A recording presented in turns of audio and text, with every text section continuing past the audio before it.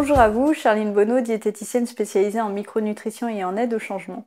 Aujourd'hui, on va aborder cette délicate période de votre vie où vous pouvez être dans le doute et surtout l'erreur qu'il ne faut absolument pas faire si vous êtes dans cette situation.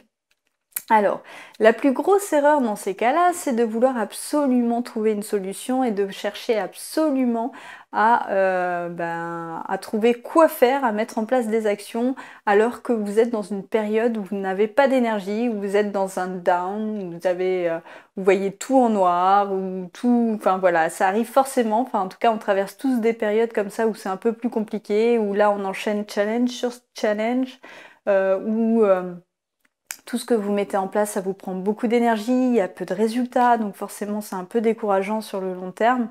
Et puis tout ça arrive merveilleusement au même moment, ce qui fait qu'il y a un moment où forcément, même si vous êtes motivé, même si vous mettez en place tous les outils que je vous donne dans mes vidéos, il y a un moment où, j'avoue, un peu de fatigue par-dessus, vous allez être tenté un peu de vous laisser tomber au fond du seau.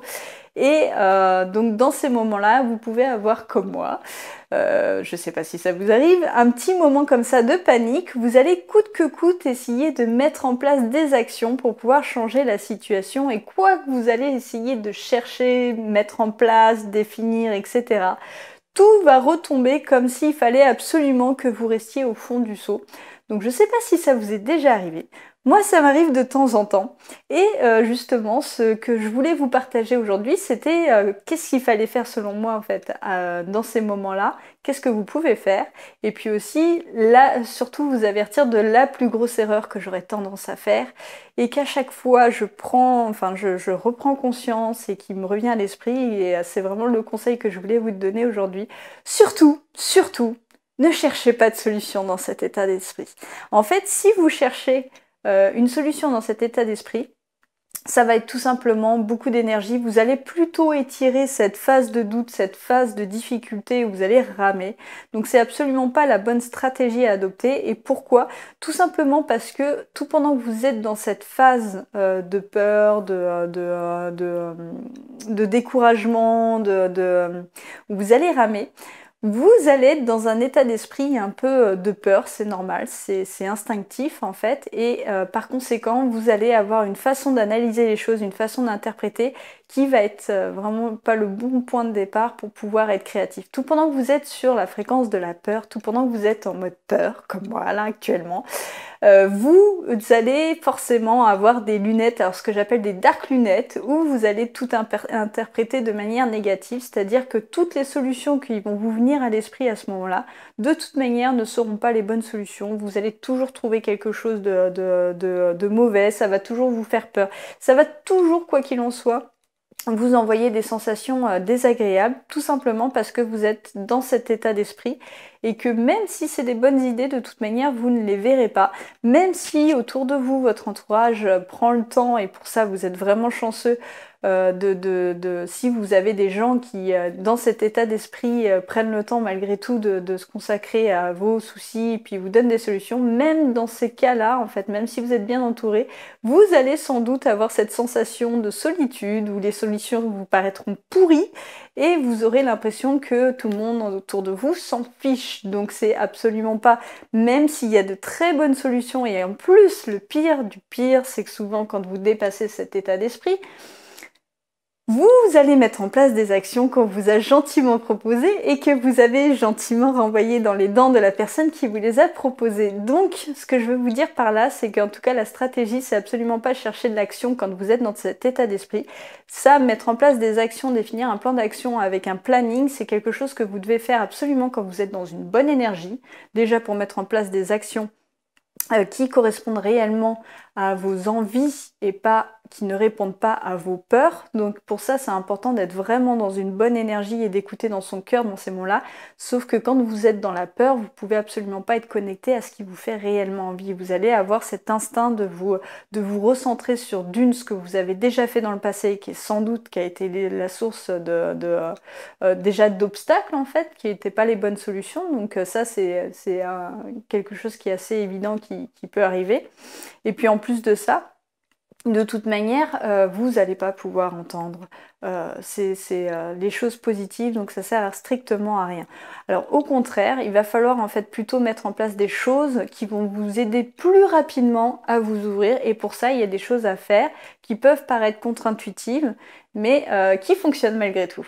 Alors ces choses, c'est justement ce que je vous propose de vous partager aujourd'hui, c'est des choses que moi je mets en place quand ça m'arrive, ces phases-là, et c'est vraiment ce sur quoi vous devez vous concentrer. Changer d'énergie et tout faire pour pouvoir le changer le plus rapidement possible en fait. Alors qu'est-ce que enfin, en quoi ça peut consister?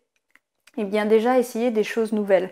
Vous êtes pour le moment pris dans tout pendant que vous êtes dans votre peur, vous êtes forcément pris dans votre passé parce que ça c'est instinctif, le cerveau fonctionne comme ça, il va chercher dans votre passé ce qui a servi, ce qui a fonctionné, etc. Donc vous allez être dans cette réflexion en fait sur le passé. Donc si aujourd'hui vous avez ce souci-là, c'est qu'a priori vous n'avez pas trouvé la bonne solution. Donc ce qu'il va falloir faire, c'est plutôt vous diriger vers des choses nouvelles, aller dans des lieux nouveaux, rencontrer des personnes nouvelles, avoir de nouvelles discussions dans des thématiques complètement différentes. N'omettez vraiment pas en fait, c'est super intéressant d'avoir des discussions avec des gens qui sont de tout contexte, parce que parfois c'est là justement que vous allez trouver des solutions auxquelles vous n'auriez jamais pensé, parce que la créativité naît aussi de cette transposition de domaines en fait, et on a énormément de choses qu'on peut transposer d'un domaine à un autre, donc n'oubliez surtout pas, enfin faites-le, au contraire ça va vous enrichir, ça va vous apporter sur le plan personnel, mais en plus de ça, ça va vous apporter des solutions nouvelles et innovantes, donc vraiment profitez de cette période-là, ça va vous faire du bien, en plus ça va vous couper de votre situation, et impossible de prendre une bonne décision en étant le nez vraiment dans son problème, donc profitez-en pour aller faire une promenade, pour aller découvrir une ville, pour aller dans un coin que vous connaissez pas, pour aller discuter avec des commerçants, pourquoi pas n'importe qui en fait, juste des gens différents que vous ne connaissez pas, et faire des choses dont vous n'avez pas l'habitude. Donc ça, très intéressant pour pouvoir prendre une bouffée d'air frais.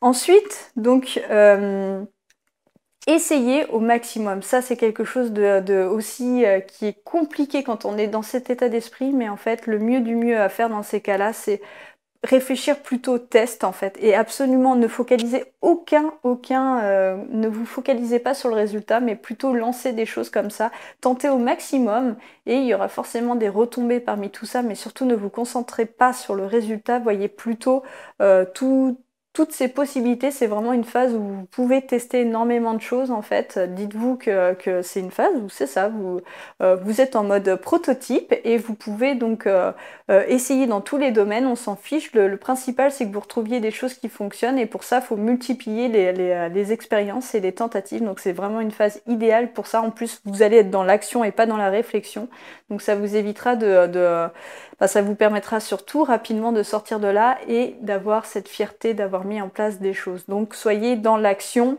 et surtout pas dans les choses réfléchies, allez-y à la quantité, pas la qualité. Là le principe c'est d'agir en fait, de surtout pas rester statique. Ce que vous pouvez faire également, c'est si vous êtes dans une phase comme ça, vous n'êtes absolument pas convaincu, c'est imaginer, alors ça c'est contre-intuitif, imaginez les scénarios qui peuvent être les pires. Si vous mettez ça en place, par exemple, essayez le pire du pire du pire, et visualisez le pire du pire du pire, et là-dedans, essayez de trouver des petits bénéfices que vous pourriez avoir.